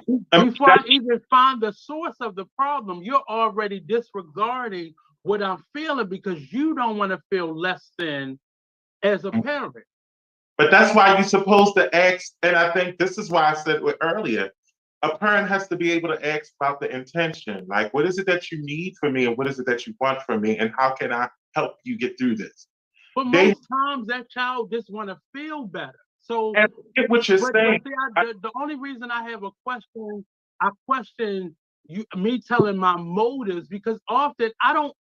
If you're in the midst of whatever stress or depression you're in or trouble sometimes, I don't know.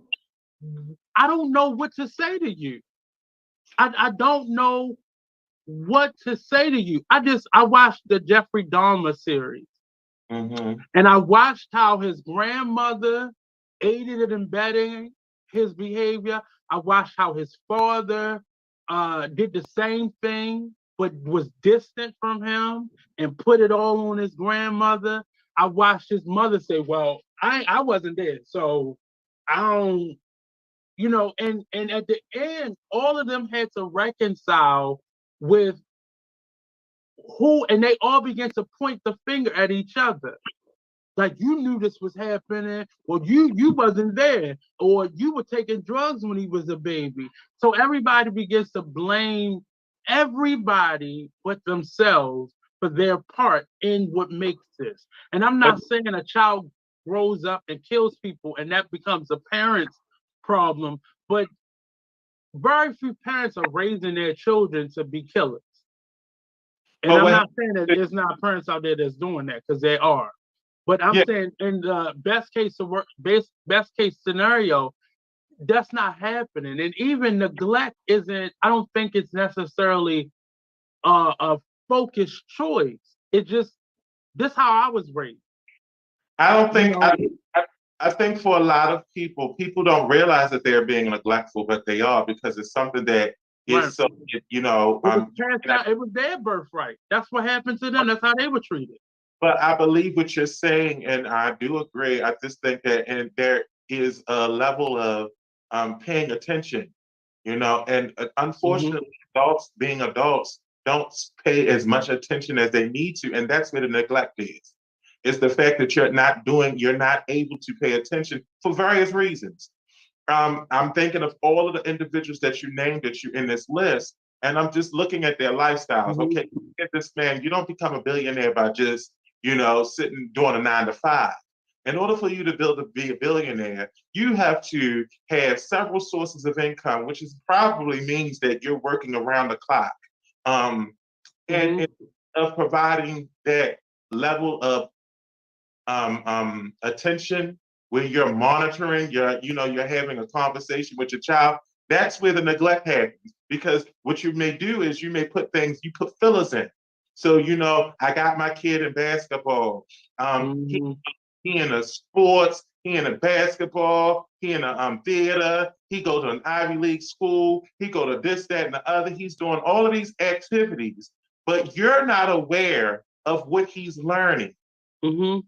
because you're not there. Or the fact that those things are not substitute for you. Exactly. And the fact is that because of that, now there is an attachment issue because you don't have a rapport with the child. They know they recognize you as the parent, but they don't recognize you as the person that they can communicate with. And so when stuff starts to happen to them, when they're going through those developmental changes, you're not aware of all of the emotional, physiological, or psychological turmoil that they're going through because you're not there. You're not, and so now think about it. That's just on their end. Now look at our parents, my parents, right? Now you in a poor household and you have to make ends meet. And in order for you to do that, you have to get your ass up and you have to go to work, maybe work double, which if you think about it, that's 16 hours, and the 8 hours you're sleeping. And in that process, your child is a latchkey kid. And so you done told them how to take care of themselves without you. So they're growing up without you. All the time, you're sending them into the world where they're going to learn stuff from other children who are doing the same thing. Or Because adult. because of the society and the things, and I'm not making it as an excuse. What I'm But that's saying the is that reality. sometimes we're not taking into consideration the factors that influence why things are the way that they are. And Right. one of the, even in this situation with the Nick Cannon's a billionaire. He has several sources of income. Yeah, he can financially do it, but is he able to actually provide them with the one Probably. fund? You know what I'm saying? Look at Mariah Carey. How is it?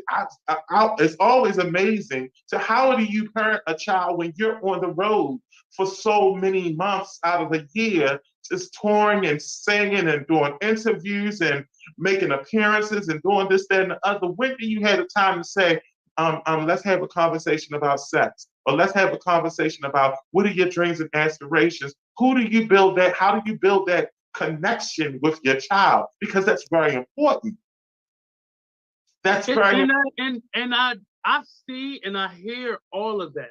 My perspective is still, I need for those who had a hand in bringing someone into the world to do the work that is necessary.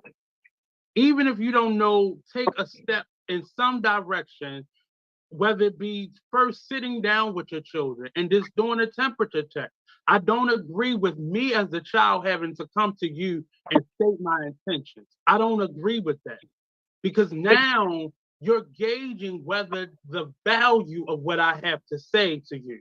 I don't agree with that, especially when you're dealing with parents who aren't even. If you don't know enough to be able to fix the things that were wrong in you, you don't have enough in you to be able to gauge my intention. no. So as a child, that's important that you teach them that. That's what Mhm. parenting is about. If you don't have an understanding of what you're feeling, Mhm. I know what is it that you're feeling. If it's hurt, say it's an ouchie. If you're feeling left out, give them that range of emotions. But you have to be able to teach that.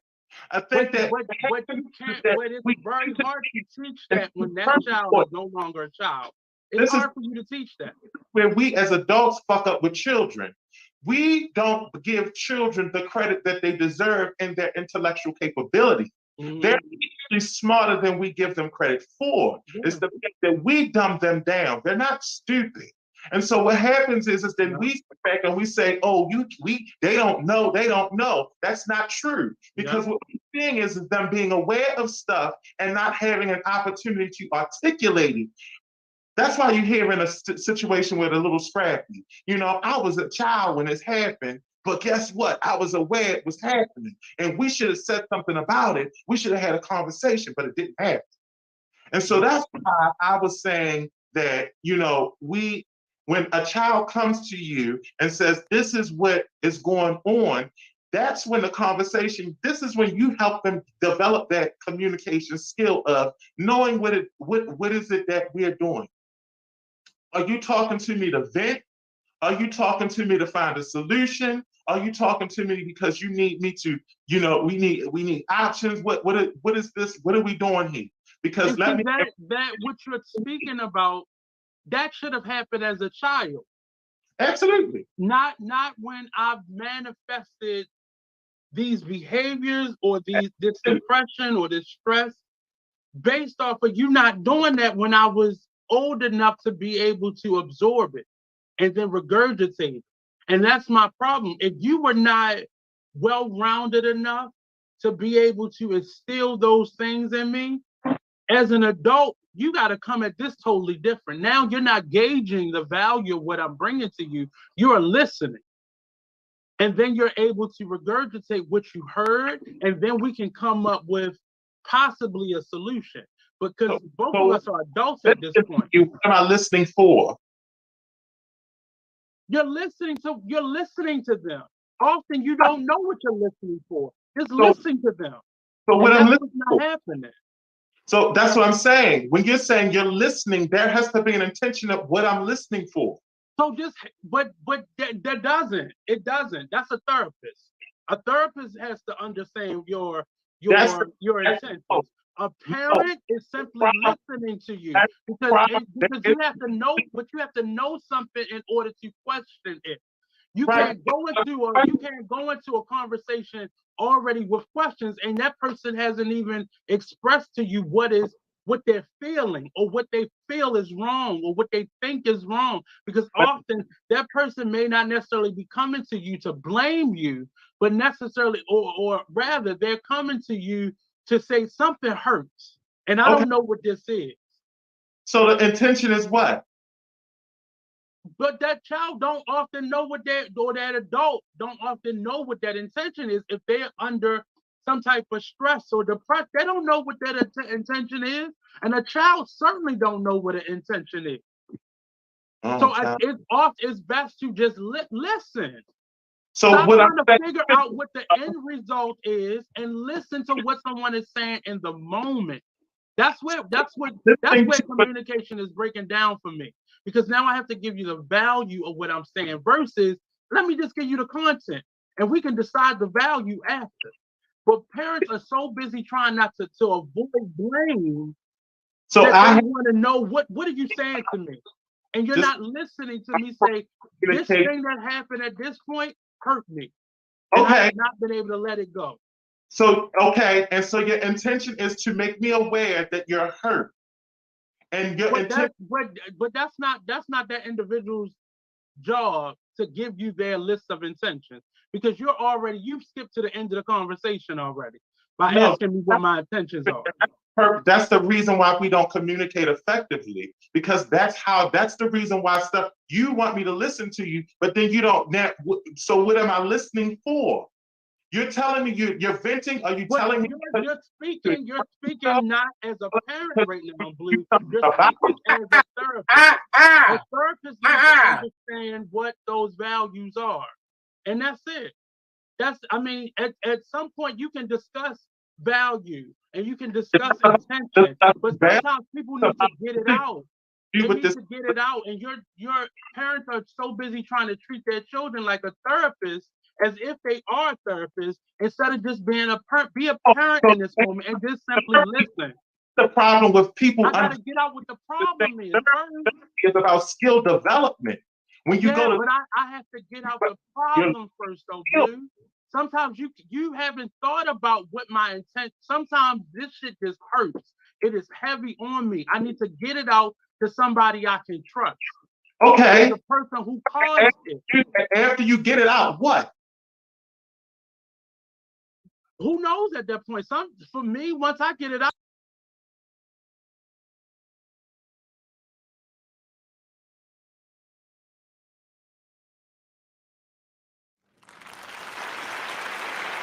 For others, it's just not there. And I'm not getting it.